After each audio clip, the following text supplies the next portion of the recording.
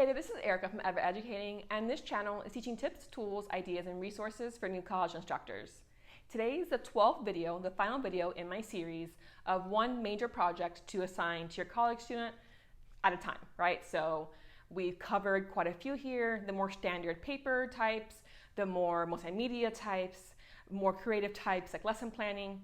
And so it was originally going to be project-based learning, but I want to do more research about that before I talk about it in detail.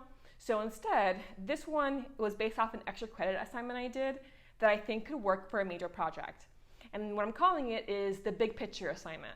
So basically, an assignment that students complete that proves that they have grasped the big picture of your course.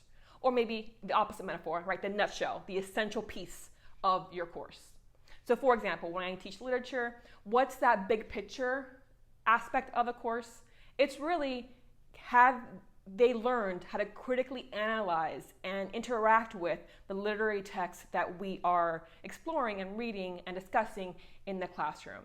Can they articulate, right, their critical grasp of whatever the content is? That's basically what literature courses are in a nutshell, right? That critical writing, that critical thinking aspect of the course. And so potentially the course is more specific, so maybe it's multicultural literature, and so it's not just that critical thinking, but specifically in response to, in an awareness of the multicultural culture that is around us, right? The understanding that depending on the ethnicity or the race or nationality of the characters, right, that they're reading about or that they're watching, can they understand the nuances of that lived experience in the reader or the viewer and how it's portrayed in this fictional piece or maybe in the non-fictional piece. And so that kind of is big picture, right, for a literature course. So what's the big picture in your course? And once you discuss that with your students, prove to me that you understand, that you have a grasp of that big picture. Now, in this case, a pro here, right, is that you're actually assessing their essential knowledge and skills tied to the course. So obviously great in that sense. A con can be this is a very open-ended and flexible prompt. So your students might need a little bit of assistance figuring out like, well, what does that mean exactly? So I think using your course learning objectives can be a good step here. So hey, here's the syllabus, right? Here's a list of the 5 course objectives for this course. This project, you're going to be proving your grasp of, let's say, 3 of them. Maybe all 5, but perhaps not. That can be a little complicated here. So maybe choose 3 of them and prove, right, your ability to do these things in the project that you create. And so you might say, some of you might want to just keep it simple, and you want to do that paper again, right? An 8-page research paper about a concept from the course that ties into 3 of these learning objectives. But maybe not. Maybe you want to be more creative. So again, thinking of earlier videos, creating a lesson plan, creating a website. But you can be even more creative here, right? The sky is the limit. You're just proving the big picture, right? That's your main goal here. So maybe you're creating a board game, right, that requires a grasp of the knowledge of the course and a practical application of the skills of the course in this board game that you have designed. Or maybe you're in an art course and the theme of this particular course is perspective. And so yes, maybe you can write a paper about that, but maybe not, right? Why don't you instead potentially create a portfolio piece where you have a collection of perspective images? So kind of those like, is it a rabbit or is it a duck kind of images, but your own, right? Ones that you create yourself. So really, again, pros and cons. Creative, which can make it more engaging for students, but can also be harder for them to grasp the possibilities. So you might have some mentor text that you show them or give them some ideas of just how far they can go with this kind of project. And I do think having discussions of, okay, here are our 5 objectives. Here are like 5 different types of assignments that can prove this one. Here's 5 different types of genres that can prove this one, and so on. And give them, again, a good sense of the huge range of what they can create. Because you might have a good number who just keep it really simple, but in my experience, you have some who get really creative, things you never even think about that do meet the objective of the project. So in this case, it would probably be a final project because, of course, the whole course has happened. In my opinion, the best approach to take with this is you're creating that piece, but then you're going to create a reflective piece, a written piece, where you explain, right? How does this board game, right, match 3 of the learning objectives? And this can be a short reflection, 1 page, maybe 2 pages, double spaced.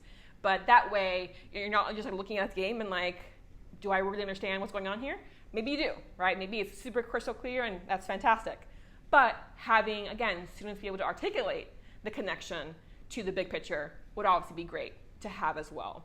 So it's kind of a 2-part project, create something, and then reflect on how that thing, again, shows your grasp of the big picture of your course. Now, depending on your students, you might have this be, hey, it should all be lo-fi, right? So nothing digital that you create. But you might say, okay, well, we're somewhere where it can be really digital because we have access to those tools. So it kind of depends where you're at. If you're somewhere really rural where Wi-Fi is hard to come by, maybe you're going to give them examples of, again, like physical board games would be one example here.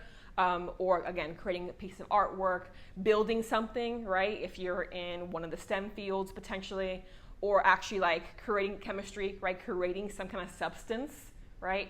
That demonstrates your grasp of the concepts. So maybe they're creating some kind of slime, for example, or really, again, it depends on your situation here, what genre examples you give students, but there can be a wide range here of possibility. And again, you can say, and you can choose something else. It doesn't have to be from my example list, but here again, the big thing you're doing is proving your knowledge of the big picture. Potentially, you might have this be something maybe they present, but I don't think that's necessary. You might give them the option to. It might be an extra credit element of the course. Hey, the last day is going to be a kind of a laid back class. If you want to present for some extra credit points, your final project, now is your time to do it. If not, that's totally fine. We'll have another little wrap-up activity before the semester ends. So it could potentially be 3 parts, right? So the thing you create, reflection on that thing, and then if you want to, for extra credit, present it to your classmates. As far as follow-up goes, it can be harder with a final project to do follow-up, depending on when it's due. If it's due the last day, then obviously that's not possible. But you can still potentially have in your feedback to students kind of like not just assessing it for a grade, but thinking of how that project might be useful for them in the future. Because if this is, again, like maybe part of their major, right, requirement for their major, then you might say like, hey, you created this piece and it's fantastic. Something to think about in the future is you can use it in X way, right? Or you might consider building from this in Y way for your capstone project. So I definitely think there's potential here for using it past the course. But if not, right, the follow-up can potentially just be like, hey, great job. Can I use it as a mentor text the next time I teach this course? So then in that way, right, the positive feedback of it's so great that I want to be able to use it to show students in the future and get the permission to do that, or not if they prefer not. So this one's a bit more fun, right? I do tend to like the creative projects, and maybe it is something that you just give for extra credit like I did in the past. But if it's a major project, that might be, again, another way of getting students to really understand that it's not just submit something for a grade and never think about it again. It's not just a course you take and never think about it again. No, I want you to really articulate and reflect on the essential aspect of this course and how it affects you as a person, as a student in the future, maybe as a worker if it's tied again to their major.